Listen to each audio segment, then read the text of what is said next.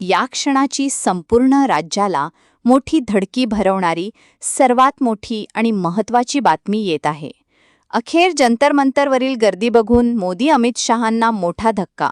अहो, तुमच्याकडे सत्ता आहेत म्हणून काय मनमानी कारभार करणार का? या देशामध्ये अजूनही लोकशाही आहेत. हुकुमशाही लावण्याचा जर कोणी प्रयत्न केला तर आजचा तरुण या सरकारला मोठा दणका देणार. 2 दिवसांपूर्वी जंतर मंतरवर झालेलं मोठं आंदोलन, ज्यामध्ये विद्यार्थ्यांवर मोठ्या प्रमाणामध्ये लाठीचार्ज करण्यात आला, विद्यार्थ्यांची डोकी फोडण्यात आली, मुलींना मारण्यात आलं.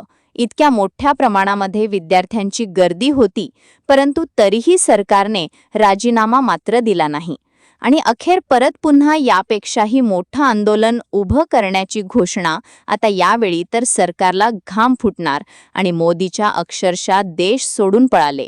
दिल्लीचं सरकार पडतंय आणि भाजपचा भांड फुटतंय. नेमकं यावेळी आता सगळी विरोधक एकत्र आलेत. काल राहुल गांधींना पोलिसांनी अक्षरशः फरफटत नेलं. आता महाराष्ट्रातील नेते सुद्धा एकत्र, जरांगे पाटील, पवारसाहेब, उद्धव ठाकरे सगळ्यांनी आता जंतर मंतर गाठलं आणि एकच सरकारला इशारा, सरकारला आता खुर्ची सोडून पळावंच लागेल. नेमकं यावेळी आता काय सगळा प्लॅन करण्यात आलेला आहे? यावेळी कशा प्रकारे यापेक्षाही मोठं आंदोलन करून संसदेला घेराव करायचा, मोदी शहाला कसा परत पुन्हा घाम फोडायचा, या देशातील लोकशाही वाचवायची असेल तर अशा प्रकारे मोठ्या आंदोलनाची गरज आहे. कारण की एकहाती सत्तेमुळे या सरकारला सत्तेचा गर्व झालेला होता. त्यामुळे देशातील कानाकोपऱ्यातील कार्यकर्ता आज दिल्लीत पोहोचत आहे. परंतु आता दिल्लीमध्ये सर्वात मोठं आंदोलन उभे राहते. यावेळी नेमकं काय नियोजन आहे, कशा प्रकारे सरकारचं भांड फोडलं जाणार आणि लवकरच नवीन सरकार येते, त्याची सगळी गुप्त माहिती आत्ताच आपल्या हाती लागली आहे. हे सगळं तुम्हाला मी या व्हिडिओमध्ये लगेच पुढे दाखवत आहे. फक्त तुम्ही हा व्हिडिओ पूर्ण शेवटच्या मिनिटापर्यंत बघत चला. काहीही झालं तरी अजिबात अर्धवट व्हिडिओ सोडायचा नाही. ज्याप्रमाणे जंतर मंतरवर विरोधक ठाम आहेत की राजीनामा घेतल्याशिवाय आम्ही उठणार नाही, आंदोलन सोडणार नाही, तसंच तुम्ही हा व्हिडिओ अजिबात सोडायचा नाही. कारण की या व्हिडिओच्या शेवटी आपण तुम्हाला या सरकारने कशा प्रकारे अन्याय केला, कशा प्रकारे सत्तेचा दुरुपयोग केला आणि त्यामुळे आता राज्यामध्ये, देशामध्ये काय होणार त्याची सगळी गुप्त माहिती आपण तुम्हाला या व्हिडिओच्या शेवटी सांगत आहे. त्यामुळे पूर्ण शेवटपर्यंत व्हिडिओ बघावाच लागेल. आणि या मोठ्या आणि महत्त्वाच्या बातमीसाठी आत्ताच व्हिडिओला एक लाईक करा. लगेच एक लाईक झालाच पाहिजे. अहो, अभिजित दिपके, सोनम वांगचुक सर यांनी दिल्लीमध्ये आंदोलनाला सुरुवात केली होती. या सरकारला आणि देशाला वाटले की काही नाही होत, नॉर्मल होईल. परंतु असं काही आंदोलन उभे राहिलं की गेल्या 12 ते 15 वर्षात इतकं मोठं आंदोलन झालं नाही. 5 लाखापेक्षा जास्त विद्यार्थी मुले, एवढं बघून मोदी अमित शहाचे डोळे पांढरे झाले. हे सगळं तुम्ही आता पुढे बघा. मोदी देश सोडून पळाले. या क्षणाची संपूर्ण राज्याला मोठी धडकी भरवणारी. जंतर मंतरवर सीजेपी आंदोलनाला शीख समाजानं पाठिंबा दिलाय. आंदोलनाला पाठिंबा देण्यासाठी शीख बांधव मोठ्या संख्येनं जंतर मंतरवर पोहोचले. आंदोलनादरम्यान पोलिसांनी केलेल्या लाठीमाराचा निषेध करत शीख तरुणांनी जोरदार संताप व्यक्त केला. आम्ही शांततेच्या मार्गाने लढत आहोत, मात्र अन्याय आणि लाठीमार झाला तर तो खपवून घेतला जाणार नाही, असा थेट आणि सडेतोड इशारा आंदोलकांनी प्रशासनाला दिला.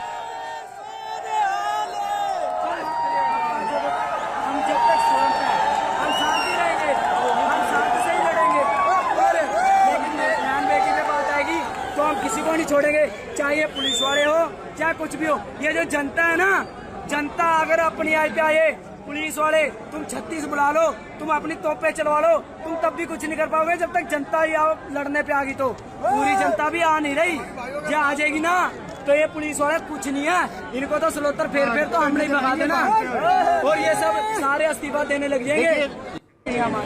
हमने लाठी नहीं चलाई ना, इन्होंने चलाई. अगर ये जो लाठी चला रहे हैं, अगर हम लाठी चलाने पे आ जाए ना, महाराजा ने सानू स्लोतर बख्शिया और इतना स्लोतर बख्शांगे ना, इतना स्लोतर फेरांगे, इन्हां दी गोंड लाल हो जानी. मार मार इन्हां दे असल्याचं जाहीर केलं आणि दिल्लीत वातावरण तापलं. याच मोर्चासाठी आज हजारो विद्यार्थी आंदोलक संसदेकडे कूच करण्याचा प्रयत्न करत निघाले.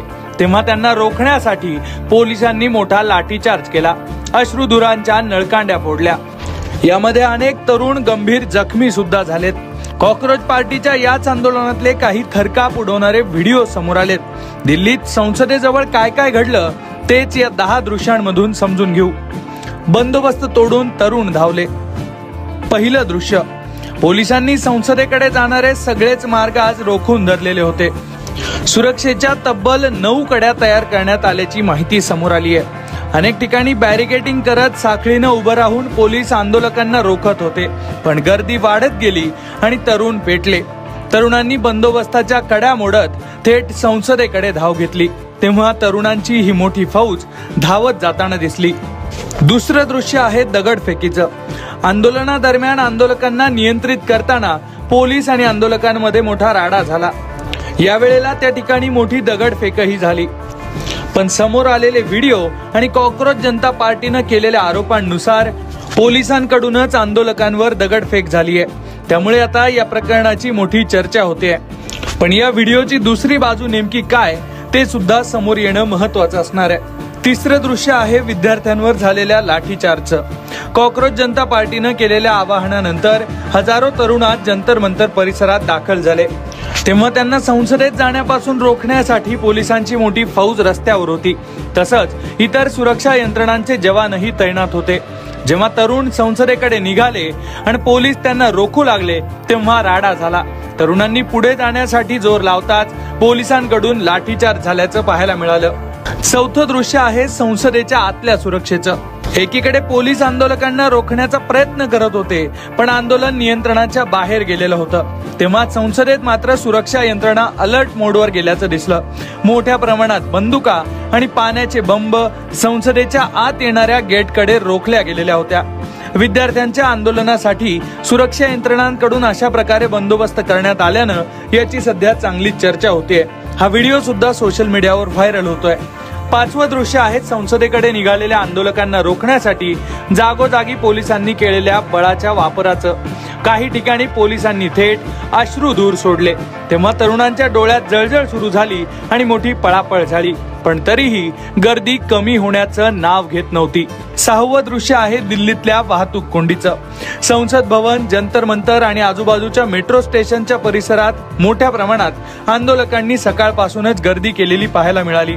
पण दुपारनंतर बऱ्याच भागांमध्ये ही गर्दी नियंत्रणाच्या बाहेर गेली. तेव्हा रस्त्यांवर आंदोलकांची गर्दी आणि ठप्प झालेली वाहतूक हेच चित्र पाहायला मिळत होतं. सातवं दृश्य आहे दिल्लीतल्या या आंदोलनात अनेक महिला आणि मुलींवर झालेल्या लाठीचार्जचं. महिला आणि मुलींनी या आंदोलनात मोठ्या प्रमाणात सहभाग घेतल्याचं पाहायला मिळालं. यावेळी त्यांचीही पोलिसांनी हातपाय धरून उचलबांगडी केली. यामध्ये सोनम वांगचुक यांच्या पत्नीलाही वाईट पद्धतीनं पोलिसांनी उचलून नेल्याचा आरोप अभिजित दिपकेनं केलाय. आठवं दृश्य आहे कॉक्रोच जनता पार्टीमध्ये आलेल्या नेत्यांच्या उडीचं.